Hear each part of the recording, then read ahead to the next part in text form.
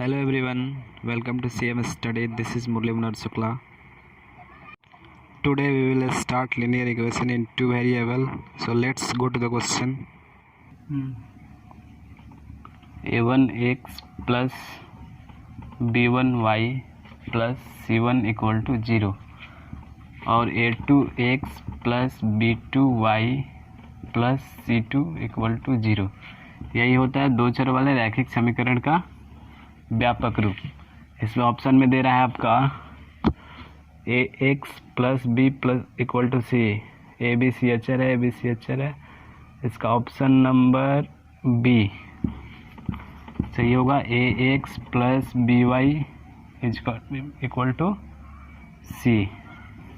ठीक, अगला क्वेश्चन में बोल रहा है कि के किस मान के लिए समीकरण x प्लस 2y बराबर 7 तथा 2x प्लस के वाई बराबर 14 संपाती होगा। तो ये दो समीकरण एक दूसरे के संपाती हैं, तो इसके शर्त होते हैं। कौन सा शर्त? a1 बाई a2 जो होगा वो b1 बाई b2 और c1 बाई c2 दोनों के बराबर होगा, यानी आपस में ये तीनों बराबर होंगे। संपाती के लिए होता है a1 by a2 equal to b1 by b2 equal to c1 by c2। इसमें पूछ रहा है क्वेश्चन में कि k के किस मान के लिए समीकरण x प्लस 2y बराबर 7 और 2x प्लस के वाई बराबर 14। x प्लस 2y बराबर 7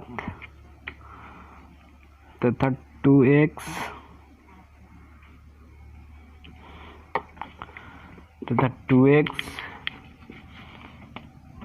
x प्लस 2y बराबर 7 तथा 2x प्लस के वाई बराबर 14। तो a1 a2 मतलब 1 बाई 2 इक्वल टू 2 बाई के, क्रॉस मल्टीप्लिकेशन करेंगे k इक्वल टू 4, यानी k का मान 4 होगा। तो ये दोनों जो समीकरण होगा आपस में संपाती होगा, यानी इसका ऑप्शन नंबर सी सही होगा। नेक्स्ट क्वेश्चन में बोल रहा है कि रैखिक समीकरण 3x माइनस 2y प्लस 3 बराबर 0 का एक हल है। 3x minus 2y plus 3, 3x minus 2y plus 3 बराबर 0। पूछ रहा है कि क्वेश्चन में x रैखिक समीकरण का एक हल है। x बराबर 5, y बराबर 9। कुछ नहीं करना है, इसमें x का वैल्यू ऐसा पुट करना है और y का वैल्यू ऐसा पुट करना है कि इन सब को LHS को हल करें तो RHS यानी 0 के बराबर आ जाए। तो ऐसा क्या रखा जा सकता है? ऑप्शन से चेक करते हैं। x इक्वल टू 5 और y इक्वल टू 9 दिया है।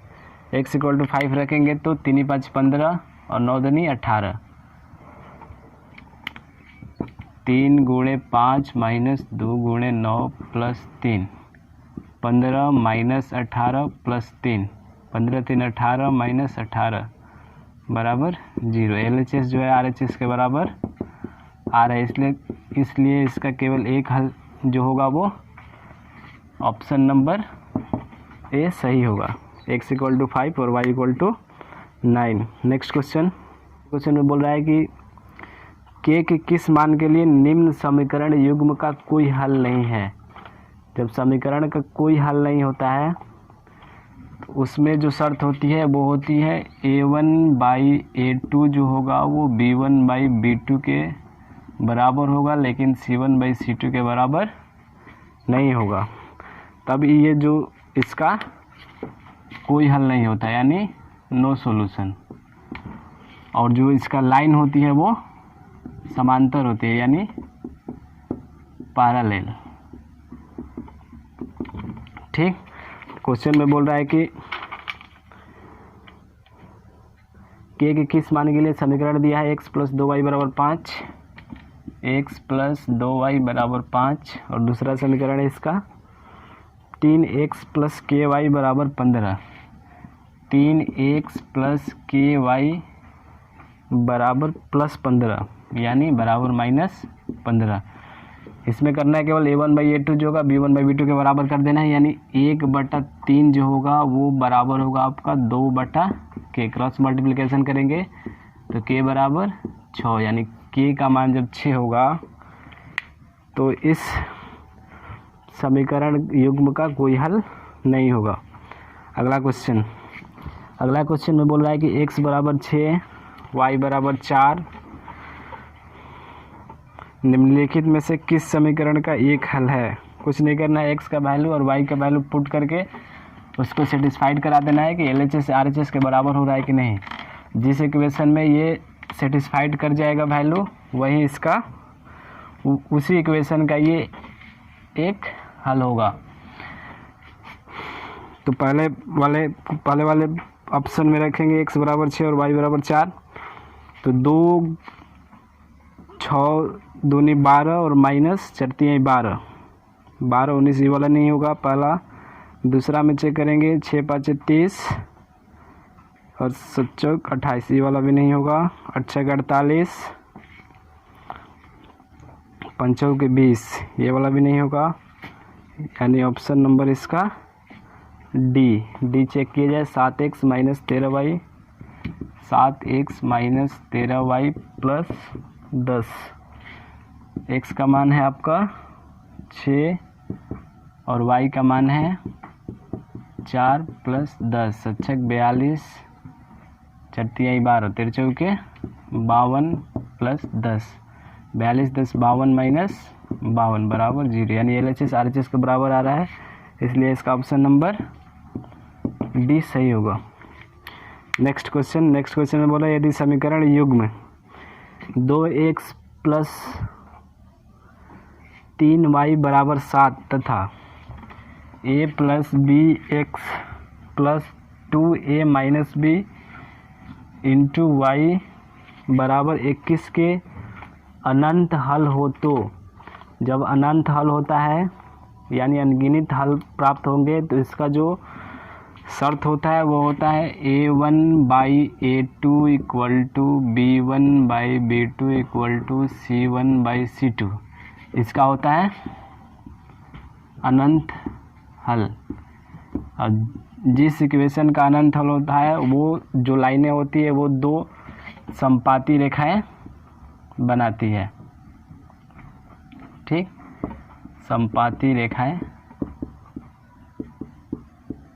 बनाती है। समपाती रेखाएं मतलब एक के ऊपर एक ठीक 2 लाइनें बनेंगी। तो इसमें बोल रहा है कि a और b के किस वैल्यू के लिए। तो इक्वेशन दिया आपका 2x plus 3y, 2x plus 3y बराबर 7, और दूसरा इक्वेशन दिया आपका a plus B X plus 2a minus B Y बराबर 21। तो a1/a2 यानी 2/a प्लस बी बराबर 3/2a माइनस बी बराबर 7/21। इससे फाइंड करेंगे इसको एक बार इसके बराबर और इसको एक बार इसके बराबर, यानी 2/a प्लस बी बराबर 7/21, यानी क्रॉस मल्टीप्लिकेशन करेंगे तो a प्लस बी जो होगा वो 21 इंटू 2/7 के बराबर है ना। 7 3 जा 21, 3 2 जा 6, a प्लस बी का मान आया 6। फिर एक बार इसको इसके बराबर करेंगे तो 3/2a माइनस बी बराबर 7/21। क्रॉस मल्टीप्लिकेशन करेंगे तो 2a माइनस बी जो होगा 21 इंटू 3/7, 7 3 जा 21, 2a माइनस बी बराबर 3 3 जा 9। ये बना इक्वेशन नंबर 1 और ये बना इक्वेशन नंबर 2। इक्वेशन और इक्वेशन 2 को हल करें। इक्वेशन 1 और इक्वेशन 2 को हल करने पर तो a प्लस बी बराबर 6, 2a माइनस बी बराबर 9। इसको विलोपन विधि से हल कर रहे हैं, ठीक। तो 2 प्लस माइनस ख़त्म, 2a और a 3a इक्वल टू 9 6। 15 तो ए बराबर आया आपका 15/3 यानी 3 5 15। ए का मान आया 5। ए का वैल्यू किसी इक्वेशन में रखे, ए का मान समीकरण 1 में रखने पर 5 + b बराबर 6 यानी b बराबर 1। ए का मान आएगा 5 और बी का मान आएगा 1 यानी option number A, option number A इसका सही होगा। नेक्स्ट क्वेश्चन में बोल रहा है कि p के किस मान के लिए समीकरण युग्म का कोई हल नहीं है। किस मान के लिए समीकरण का कोई हल नहीं है। जब कोई हल नहीं होता है तो उसका क्या शर्त होता है। ऐसा ठीक ऐसा एक ही क्वेश्चन अभी जस्ट पहले हम लोग बनाए हैं, यानी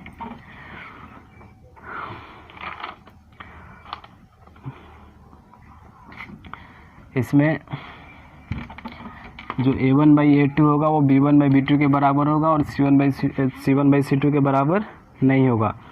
कोशिश कीजिएगा इसको। अगला क्वेश्चन, समीकरण निकाय a1x + b1y + c1 बराबर 0 एवं a2x + b2y बराबर + c2 = 0 का अद्वितीय हल होगा। अद्वितीय हल यानी एक हल होता है कब, जब इसका a1/a2 b1/b2 के बराबर नहीं होता है, तब उसका एक हल होता है। यानी ऑप्शन नंबर इसका ऑप्शन नंबर सी सही होगा। अगला क्वेश्चन में बोल रहा है कि रैखिक समीकरण युग्म को हल करने की कितनी बीजीय विधियाँ। रैखिक समीकरण को हल करने की 3 बीजीय विधियाँ। पहला प्रतिस्थापन विधि,